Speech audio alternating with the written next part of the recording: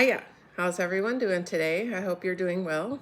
I hope you woke up and left your phone on your nightstand, padded out into the kitchen, opened your front door, back door window, took your breaths of fresh air, let out all the yucky, sterile nighttime stuff, and got your warm beverage, if that's what you like to drink. Stepped out onto Mother Earth, gave her your I am and your gratitude, and then started your day. It's a great way to start your day on a positive note, on an uplifting note. I love mornings. Mornings are my favorite. If I'm going to do anything at all, it's going to be in the morning. That's when I'm most inspired. That's when I have the most energy. I love the sunrises. I love the morning birds, if you can probably hear them. Absolute favorite. Once you get me to 6, 7 o'clock, I'm totally winding down. But I'm up at 4:30, 5 o'clock every day. So because I love the mornings that much, I get a lot done. Did you guys ever notice that sometimes when you're kind of not paying attention and maybe you are in a store or you're talking to someone or you look at something, or this happens to me when I allow myself time on my phone, which isn't very often. Sometimes in the morning, if I want to find a gratitude thing, that usually pops up if I need it. The words I need are there. But this morning I was just scrolling to see if a gratitude would pop up. And you know what popped up? A book called, I'm going to look. I just ordered it. Okay. A book called, I just forgot it. The Backyard Bird Chronicles. I love the backyard. I love nature. I love birds. And it's by Amy Tan. And I thought to myself, and I read the reviews quickly. It got very good ratings. I was just going to get it because the books that I now am purposely getting are ones that hopefully, when I move on to the next life, my kids will want too. You know, I kind of sort through all the ones that I gave a lot of them away. But now I purposely buy books, and I thought that one just popped right up there, and I thought it was meant to be. Birds. It had a big picture of an owl. Owls are my favorite. We have a great horned owl in our backyard, and I'm going to call her she. She speaks to me every night with her hoot hoots, and sometimes in the morning. When Bill's working in the backyard, she will watch him. He wakes her up sometimes because he's back there. She gives him the stink eye, but just will sit there and go back to sleep probably. I just love it. I love it. So anyway, that's me. It's just one of those universe things that things will pop into your life. Things will pop up. You'll see things, hear things. And if it sparks something in you, if you're just like, oh, then stop and sit with it for a second. Do I need this? Do I need to think about this? Do I need to talk about this? Do I need to get it? Do I need to look for this? Do I need to investigate this? If it sparks, because that's your spirits, that's your universe saying, pay attention. This is going to be important. I think you'll like this. It works in negative ways too. Negatively. So, we're going to read from my book of friendly reminders. These are just, when I do this, this is just kind of uplifting. This helps me in the morning too. It helps me start my day off by talking to you because I talk to myself, or you think in yourself, but then sometimes it's kind of nice to be able to talk to someone and record it. And I feel like I'm talking to someone, talking to my best friend, talking to the best person in the world. Anywho. Holding on to anger or resentment towards someone who has wronged you can be harmful to your own well-being. I have a couple people I do that with. It can lead to stress and depression and negatively impact your relationships. It's important to recognize that forgiving others is not about excusing their behavior, but rather about releasing the hold it has on you. That's a tough fence to jump, I think, because you can say, I forgive for me. I don't forgive your behavior, but I forgive for me. I have a very difficult time moving on, especially if I've been hurt multiple times and the other person is like, who cares? That's tough. One way to start the process of forgiveness is to practice empathy. Try to understand the other person's perspective and consider the reasons why they may have acted the way they did. This can help reduce feelings of anger and resentment. Sometimes when I think like that, I'm like, I don't want to give them excuses for their behavior. They're an adult. I think they know the multiple times that I've been hurt. They just don't care. But there are some people that you can say, wow, they've been raised kind of rough, or they had some bad experiences, so I'm going to take the grace and the empathy. Another technique is to focus on the present moment.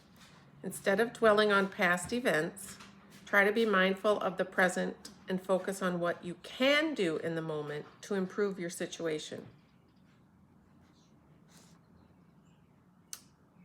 Yeah.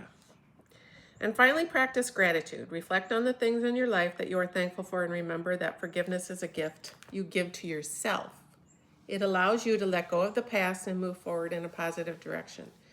Sometimes when I know I'm going to be faced with certain people or this certain person, I have things in my mind. I predict how I'm going to act. I'm just going to smile. I'm going to be nice, give my hug. How are you? Great. I've done it. Move on. Sometimes what I do is I distract myself with things that I like to do. First thing that comes to mind is my knitting. If I'm in a room with this person and maybe not engaging in anyone else, I think about what my next knitting project is, and that brings me joy, so that increases my joy for myself, so that I can kind of stay in the present moment. I can stay with a thankful, grateful heart. Forgiveness is a process. It's okay if it takes time to forgive someone, and it may not happen overnight. Enlisting in professional help or talking to a family member or friend that you trust can help you process the emotions. Stop disrespecting yourself by holding on to things that are not doing you any good. Instead of focusing on someone else's toxic behavior, maybe you should focus on your own for a minute. So what's my toxic behavior? I know I admit it. I admitted this to my brother Peter when we were talking once. My toxic behavior is just I get angry. That's my reflex. I get angry and I don't want to be around them at all, and I don't want to be in their space. That's my toxic behavior. But do I go and be nice to them and act like nothing happens? That's hard for me because something did happen and they don't seem to care. So that's a hurdle I have to get over. That's a tough one. When you give someone the power to be your source of happiness, you also give them the power to make you miserable. No one can make you do anything, as my mom says. You have the choice of how you're going to react. So I choose that when I am in their presence, I'm just going to be happy and buoyant and be excited about all the other people that are in the room and celebrate them. So that's where I go. You have no need for revenge. You're no longer in their life, and that's punishment enough. Yeah, I'm not in their life, and they're punished by that because I'm great. Excuse me. So that brings us to our card of the day. Embracing. Look at that moon. Oh, gotta love the moon. And where's my book? Here it is. Embracing.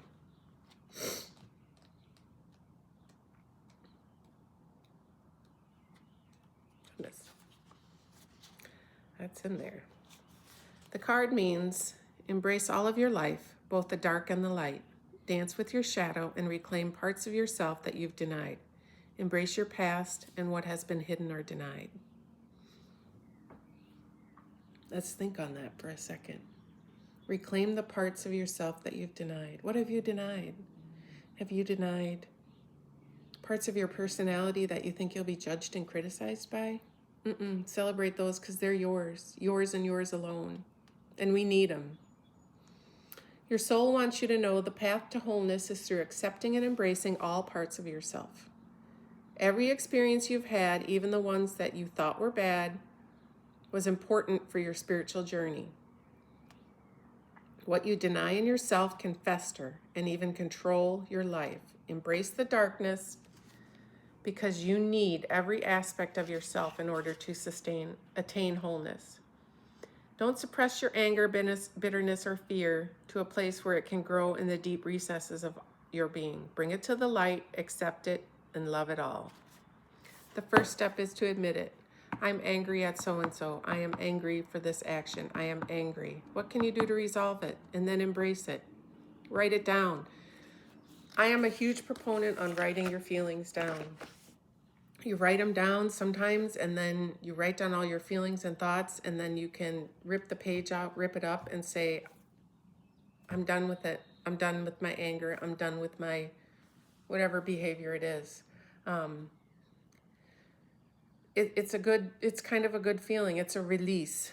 So if you can release and then embrace the good parts, embrace every part of you. Every part of you is necessary and needed to make you a whole person. So just celebrate yourself. Celebrate your weirdness and your joy and your excitement and your happiness. I mean, who knows? By you celebrating your uniqueness, you're going to bring out uniqueness in others. And that's what the world is about. Let's connect like that. Let's send out that ripple. Well, I hope you find joy today. I hope you laugh and giggle. I hope you have a big belly laugh. And I hope you find your peace, your peaceful spot. Go hug a tree. Go stand in Mother Nature. Ground your feet. Listen to the birds. Find your own special owl or whatever you need. Love you.